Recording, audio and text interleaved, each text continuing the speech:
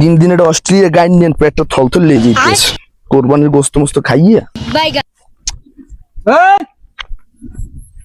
এলা সাসাই কি সাসা আমার দিকে এড়াই গেলি কি না স্যার মুই এরাই গেছি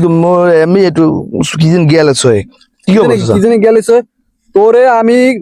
কোরবানির ভাগে লমু না তোর বাহিরে আমি লমু না কোরবানির ভাগে আমার লগে জোর দিয়ে কোরবানির ভাগ হইলি তোরা ওইয়া এরপর এই কোরবানি দিলি এরপর কি হইছে তুই ক আমার মা ক বাইরে ক বইতেরেন এবার বইতেরেন কি হয়েছে আমনে কেন আমার ময় আইবে না কি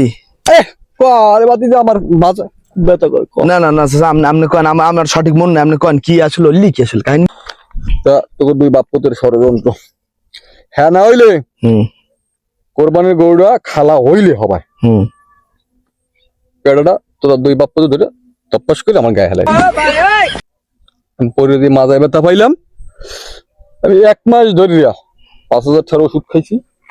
এখন আমি সোজই আর পারি না দুই বাপ পুতে ষড়যন্ত্রটা কির ফেললে হলি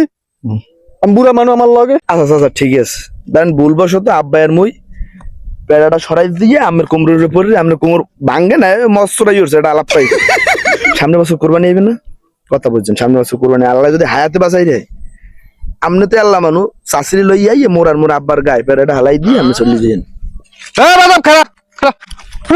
ওর আর দাও দেশ লাঠি জ্বালায় টাহা মুই দু মানে এই গল্পই গেলে না